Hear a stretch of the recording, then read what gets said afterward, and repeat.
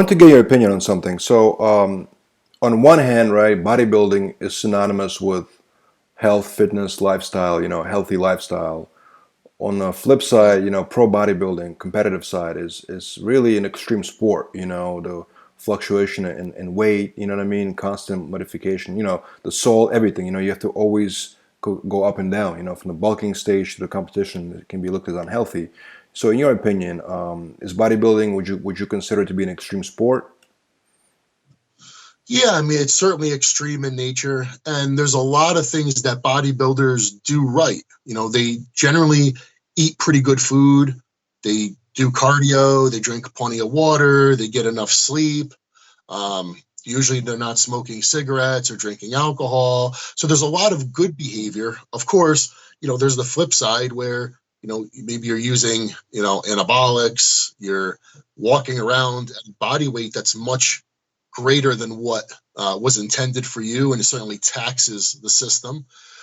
Um, so no, I mean, there's for everything a bodybuilder does right, there's also probably something he does wrong. Right. It's um, interesting to actually discuss that. it really depends, what you can get away with. It's really somewhat of a roll of the dice, because just like smoking cigarettes, you may have someone who smokes cigarettes and you know they live to be 100 years old, but that's probably not most people. And most people, I would say, okay, you might be able to smoke the cigarettes and get away with it, but it's even if you did get away with it, it certainly didn't help you. It only stood to hurt you. So with bodybuilding, I look at myself and I say, okay, I've never been a small guy. I mean, genetically, I can carry a little bit more weight than the typical person. So for me, walking around at 260 or 270, I don't think it's the same strain as it is maybe for someone else. Just the same, if I was 200 pounds or 190 pounds, it'd probably be a lot better on my system. I'd probably feel a lot better, and I probably would live longer. But to some degree, this is, at least for right now, it's what I've chosen. It's what I choose to pursue. If it's at all possible, I try to do everything else right that I can, to hopefully maybe offset some of that bad stuff. Again, if that's even possible, I don't know.